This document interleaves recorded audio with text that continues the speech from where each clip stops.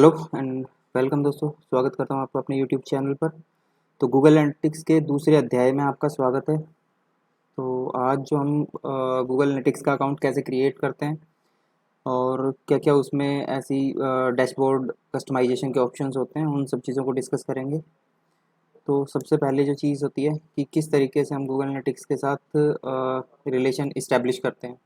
तो relation establish करने के लिए सबसे बेसिक सी चीज़ें आपको पता है कि एक चीज़ होती है कि यदि आप उसके एग्जिस्टिंग कस्टमर हैं तो एग्जिस्टिंग कस्टमर के लिए क्या होता है, एग्जिस्टिंग कस्टमर क्या करेगा, सबसे पहले साइन इन करेगा। और जो एग्जिस्टिंग कस्टमर नहीं है वो साइन अप करेगा।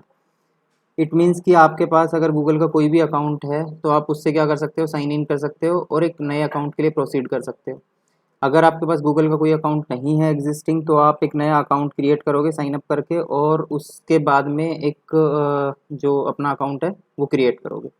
ठीक है, तो इट मीन्स कि आपके पास दो ऑप्शंस होते हैं, एग्जिस्टिंग के लिए साइन इन है, जो एग्जिस्टिंग नहीं है उसके लिए साइन अप का ऑप्शन है। अब उसके बाद क्या होता है कि गूगल एनालिटिक्स का एक स्पेसिफिक यूआरएल है। और स्पेसिफिक यूआरएल क्या है, स्पेसिफिक यूआरएल है आपका google.com/analytics। यहाँ पे आपको जाके इस यूआरएल पे जाके अपना अकाउंट जो है वो क्रिएट करना है। और ये अकाउंट क्रिएशन का प्रोसेस जो होता है ये बिल्कुल फ्री ऑफ कॉस्ट है। अब यहाँ पे जाने के बाद में जब आपने अकाउंट क्रिएट कर लिया, अकाउंट क्रिएट करने के बाद में क्या होता है, वहाँ पे आपको अपनी वेबसाइट यानी कि जो भी आपकी वेबसाइट है उस वेबसाइट को इससे लिंक करना पड़ेगा। अब उस वेबसाइट को लिंक कैसे करते हैं, उसके लिए कुछ स्पेसिफिक पैरामीटर्स होते हैं, तो वो हम आगे चल के देखेंगे। बट उससे पहले ये होता है कि एक वेबसाइट के लिए डिफरेंट डिफरेंट जो आपके पार्ट हैं वो यहाँ पे हैं। सबसे पहला है कि आप एक अकाउंट को अटैच कर रहे हो। ठीक है, अकाउंट के अंदर आप प्रॉपर्टी को अटैच करोगे। ठीक है, प्रॉपर्टी के अंदर आप व्यू को अटैच करोगे। ओके, तो अब आपके लिए तीनों टर्म्स नहीं है कि अकाउंट क्या है, प्रॉपर्टी क्या है और व्यू क्या है। तो अकाउंट जो है उसमें क्या है कि आपके पास मल्टीपल प्रॉपर्टीज हो सकती हैं, यानी कि जो मेजर यूनिट है वो क्या आ गई आपकी, अकाउंट।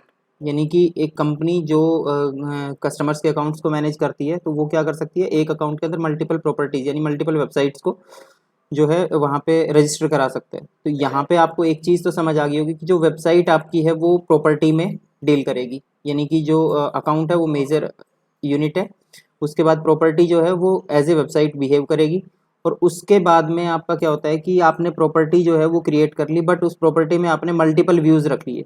और उन मल्टीपल व्यूज़ के लिए मल्टीपल यूज़र्स आप रख सकते हो कि एक बंदा जिसको आप एक्सेस देते हो हर चीज़ को एडिट करने का, यानी कि एडमिन एक्सेस।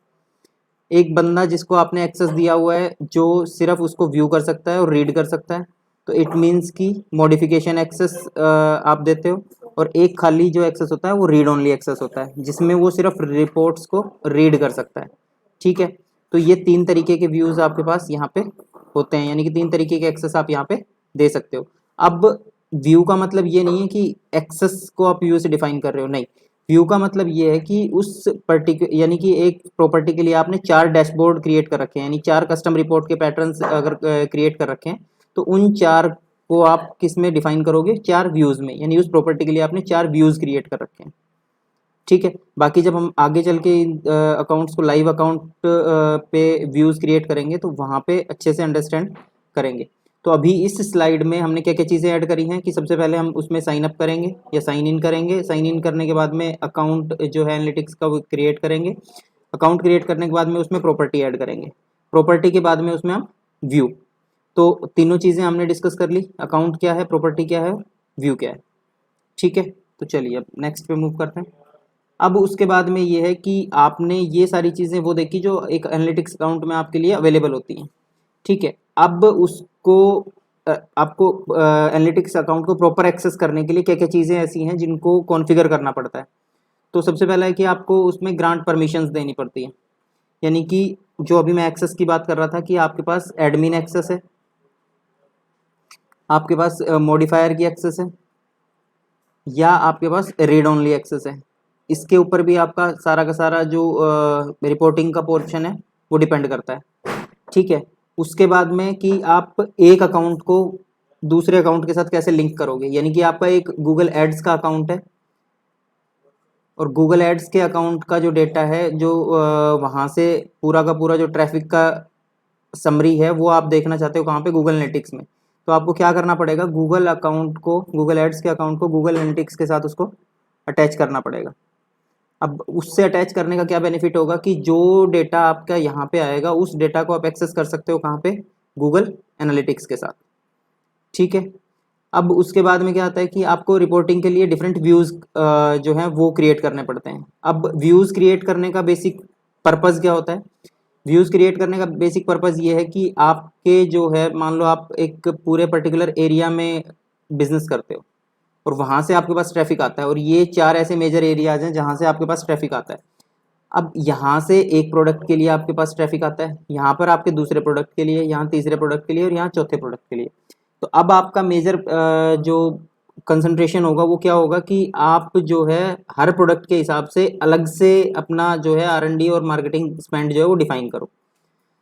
अब उसमें क्या है कि अगर आप कंबाइन रिपोर्ट के अंदर ये सारी चीज़ें रीड आउट करने की कोशिश करोगे तो क्या होगा, सब कुछ होच पोच हो जाएगा, कुछ भी चीज़ समझ नहीं आएगी। बट अगर हम इन 4 एरियाज़ को अलग अलग सेग्रीगेटेड डेटा के रूप में रीड आउट करें और वहाँ से अलग 4 रिपोर्ट जनरेट करें, 1, 2 और 3 और 4 के लिए, तो उससे क्या होगा कि आप 4 रिपोर्ट्स को रीड करके और प्रॉपर मार्केटिंग का प्लान जो है वो रेडी कर सकते हो, और आगे के लिए जो अपने ऑफर्स वगैरह हैं वो सारे के सारे डिफाइन कर सकते हो।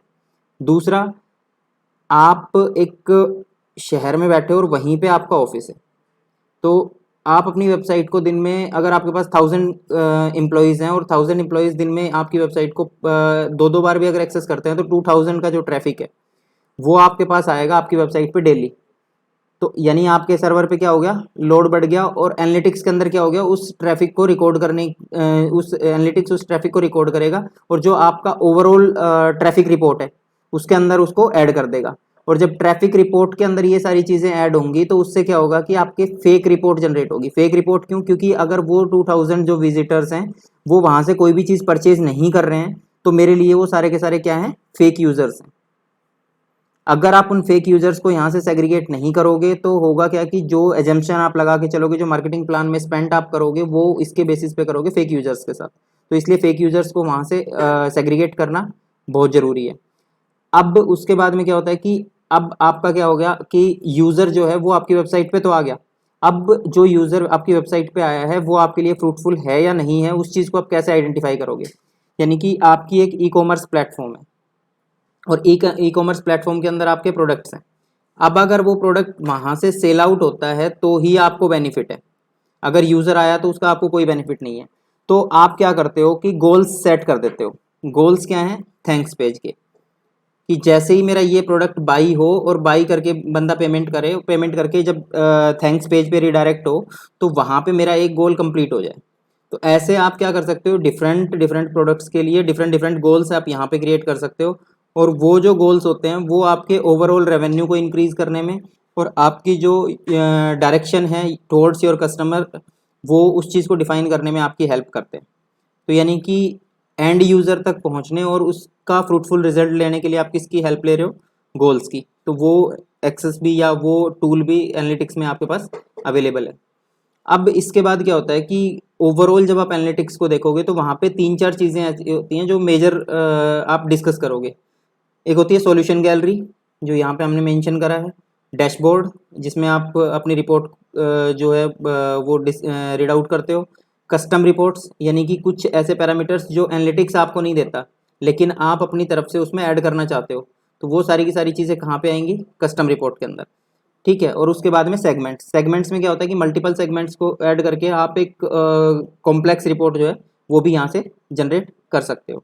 ठीक है, तो अभी अगर इस पूरी स्लाइड को हम देखें तो उसमें 5 ऐसी चीज़ें हैं जिसके बारे में हमने बात करी है।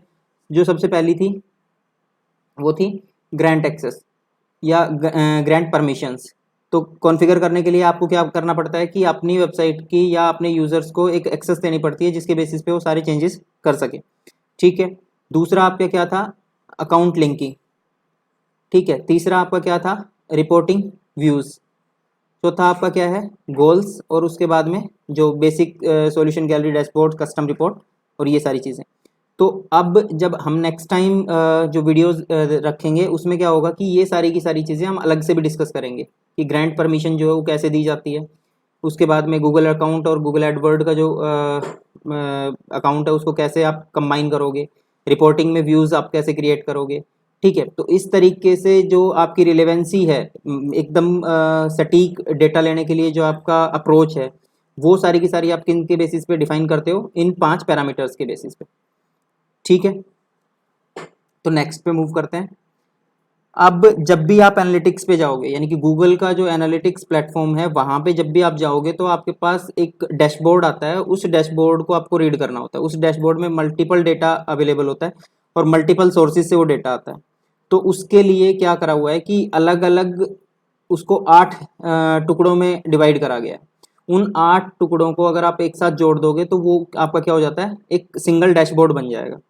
तो आपके पास सबसे पहले क्या होता है कि आप मैंने आपको बताया था कि जब भी आप कहीं अकाउंट क्रिएट करोगे, ठीक है, आपने अकाउंट क्रिएट करा, तो अकाउंट क्रिएट करने का मतलब ये है कि आपने मेजर यूनिट में एक्सेस लिया है। मेजर यूनिट के बाद में उसमें क्या आएंगी, प्रॉपर्टीज। ठीक है, प्रॉपर्टी के बाद उसमें क्या आएगा, व्यू। ये अभी हमने डिस्कस करा था। तो अब इस चीज़ को आप कहाँ से मैनेज करोगे, तो इसको मैनेज करने के लिए आपके पास क्या दिया गया है, नंबर 1 क्या है, organise and account link search.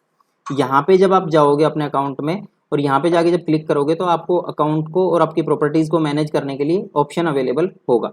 Bread कम की फॉर्म में वो सारी चीज़ें वहाँ पे एडिड है। ठीक है, दूसरा होता है कि एनालिटिक्स आपका स्मार्ट टूल है।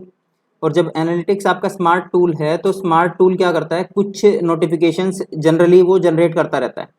तो वो जो नोटिफिकेशंस हैं वो कहाँ से आप एक्सेस करोगे, और आपके जो डिफरेंट डिफरेंट प्रोडक्ट्स हैं गूगल के, उनको आपको अगर मैनेज करना है, यानी कि गूगल एनालिटिक्स से आपको गूगल टैग मैनेजर पे मूव करना है, तो वो सारी चीज़ें आप कहाँ से मैनेज करते हो, वो आप मैनेज करते हो नंबर 2 आपका कहाँ पे है, ये यहाँ पे।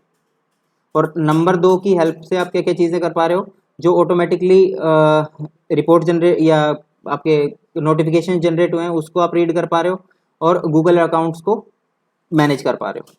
ठीक है, उसके बाद है नंबर 3 का मतलब क्या है कि ये जितने भी टूल यहाँ पे दिए गए हैं और नीचे ये जो दिए गए हैं यहाँ पे, ये सारे के सारे आपके किस में आप रीड आउट करोगे, ये आप करोगे रिपोर्ट नेविगेशन के अंदर, यानी नंबर 3 के अंदर ये सारी चीज़ें आप कंसिडर करोगे। उसके बाद आपका आता है एक्शन बार का मतलब आपको वो रिपोर्ट डाउनलोड करनी है, शेयर करनी है या क्या करना है, वो सारी चीज़ें आप कहाँ से मैनेज करोगे, वो आप मैनेज करोगे नंबर 4 से। यानी कि ये जो ऑप्शन है सेव के, शेयर के, डाउनलोड के, इसको आप क्या कहते हो, नेविगेशन एक्शन बार। ठीक है, अब उसके बाद में है आपका ऐड सेगमेंट, सेट और डेट रेंज। तो जब भी आप कोई रिपोर्ट जनरेट करते हो तो रिपोर्ट जनरेट करते टाइम आपको एक चीज़ तो पता है कि रिपोर्ट का एक स्पेसिफिक टाइम होगा, उस टाइम को आप चेंज भी करना चाहोगे।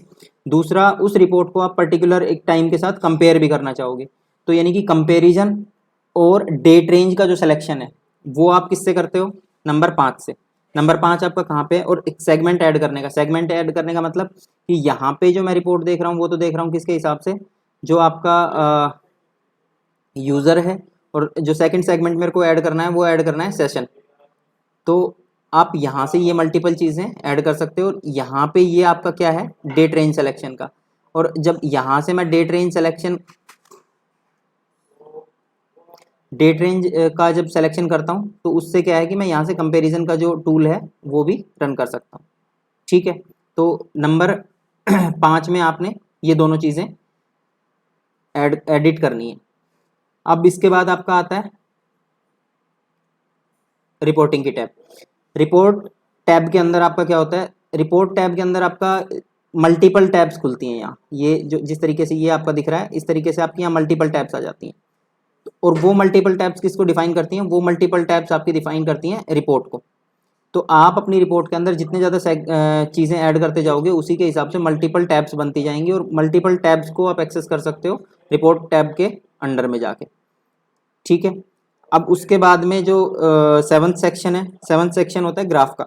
जब भी आप कोई डेटा रीड करते हो तो वहाँ पे एक नीचे ग्राफ बनता है, और ग्राफ की जो फॉर्मेशन होती है वो कुछ इस तरीके की है। ये जो है ये आपकी ग्राफ की फॉर्मेशन है, और इसको आप किसके अंदर रीड करते हो, ग्राफ के अंदर। ठीक है, यहाँ पे ये ग्राफ जो है आपका लाइन फॉर्मेट में भी हो सकता है, आपका डॉट्स यानी कि पॉइंट्स की फॉर्म में भी हो सकता है, तो वो आप यहाँ से इसको चेंज कर सकते हो। ठीक है, अब उसके बाद में जो सबसे लास्ट है वो है आपकी डेटा टेबल।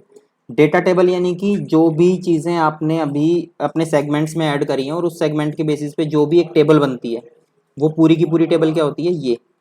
और इस टेबल के अंदर आपका पूरा का पूरा जो है डेटा अवेलेबल होता है। ठीक है, और ये जो डेटा यहाँ पे अवेलेबल है, इस डेटा को ही रीड करके आप अपनी जो नेक्स्ट स्ट्रेटजी है या नेक्स्ट लॉस और प्रॉफिट जो है वो आप डिफाइन करते हो। ठीक है, अब उसके अलावा कुछ चीज़ें यहाँ पे दी गई हैं, ये स्पेशल सिंबल्स हैं जो टेबल की फॉर्मेट में आपके लिए यूज़ होते हैं। इन सब के भी क्या नाम है और क्यों यूज़ करते हैं, वो सारी की सारी चीज़ें हम इसी वीडियो में आगे डिस्कस करेंगे। ठीक है, तो मूव करते हैं नेक्स्ट स्लाइड के ऊपर।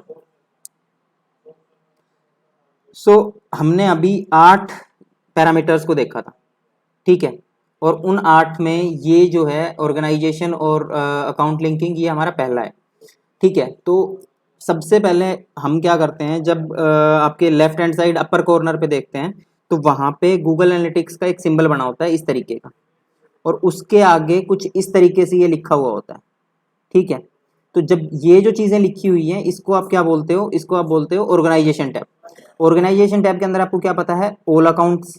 ऑल अकाउंट के अंदर आप किस में हो, क्लोज टू डील्स में। क्लोज टू डील्स के बाद में आप किस में हो, उसकी व्यू में। यानी कि ये जो है ये आपका अकाउंट है, ये आपकी प्रॉपर्टी है और ये आपकी व्यू है। समझ आया?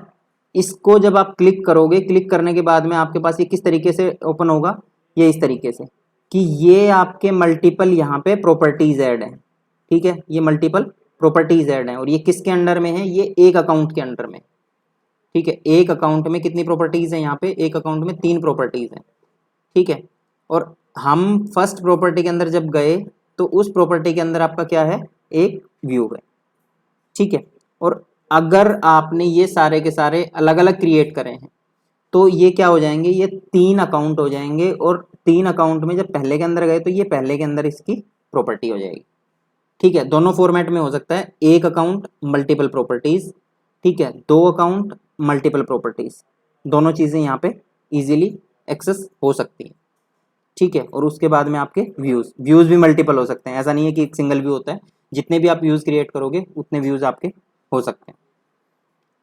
ठीक है, अब बाकी की चीज़ें जो हैं आप इस स्लाइड के पूरे डेटा से देख सकते हो कि अकाउंट कैसे होता है, प्रॉपर्टी क्या है और आपकी व्यू क्या है। तो वहाँ पे जब आप उसको एक एक बार रीड करोगे यानी कि प्रोडक्ट, तो ये सारी साइज जो भी इसमें मेंशन है वो सारा का सारा आपको जब आप अकाउंट पे जाओगे तो इजीली आपको समझ आ जाएगा।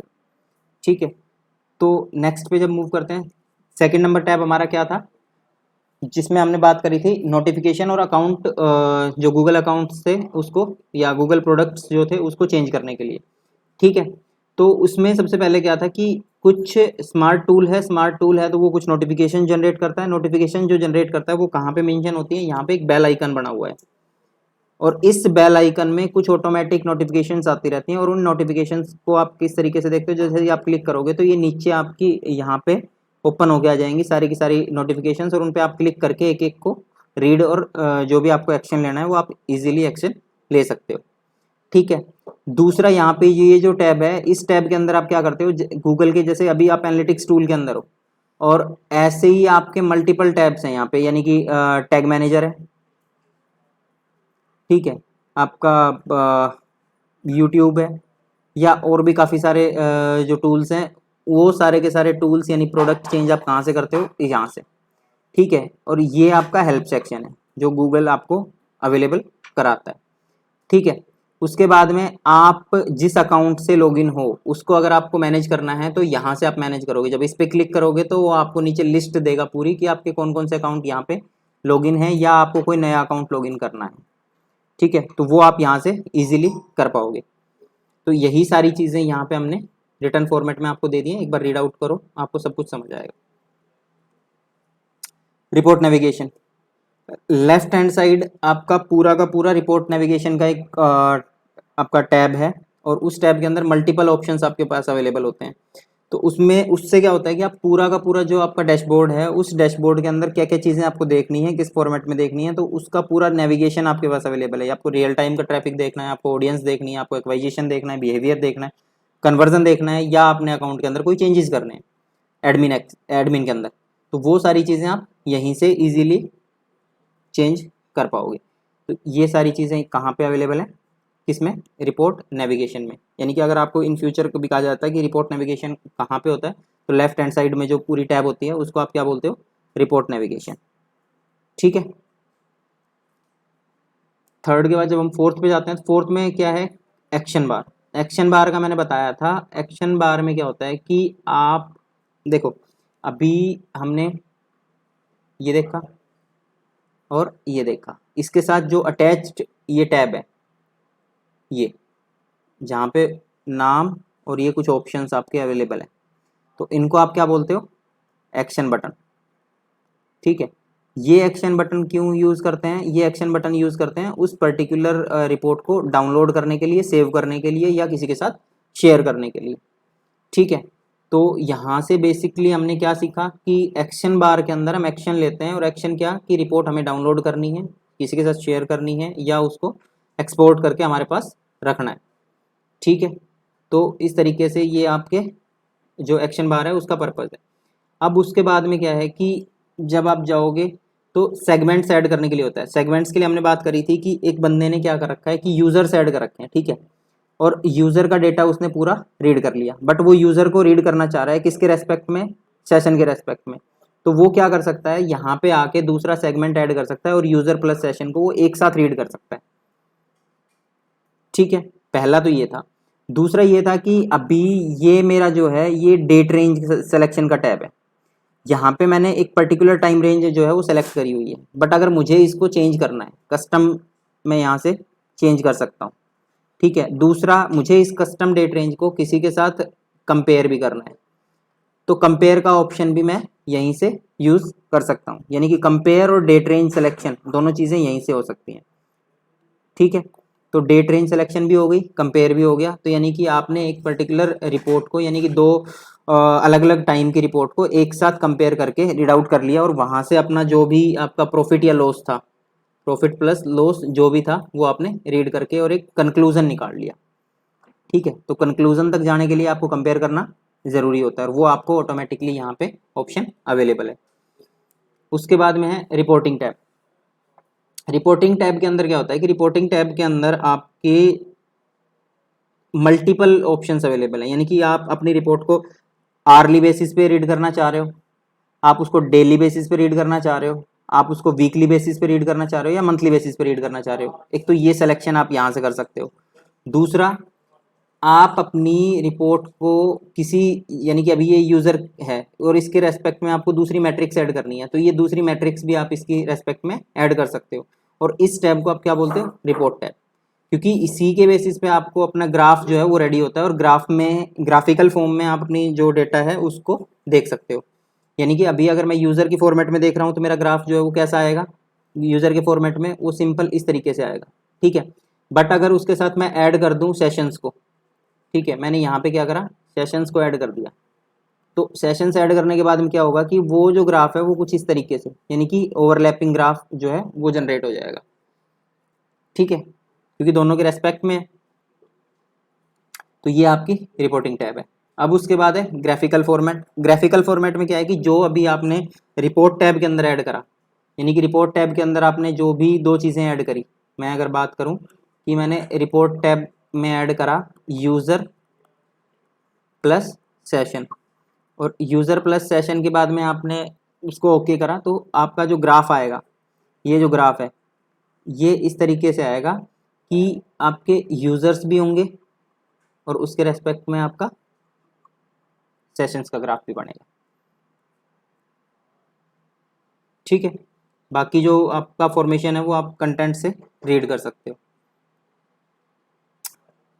अब उसके बाद है डेटा टेबल। ग्राफ किस चीज़ के बेसिस पे बनता है, ग्राफ बनता है डेटा के बेसिस पे। और वो डेटा आपका जो भी आपने डेट रेंज सेलेक्ट करी है उसका डेटा जो है वो कहाँ पे आपको अवेलेबल होता है, वो डेटा टेबल में अवेलेबल होता है। और डेटा टेबल के अंदर जो डेटा अवेलेबल है उसी के बेसिस पे हम हमारी जो रिपोर्ट है वो रीड करते हैं, या इस पूरे डेटा को रीड करने के लिए ही हम एनालिटिक्स का यूज़ करते हैं।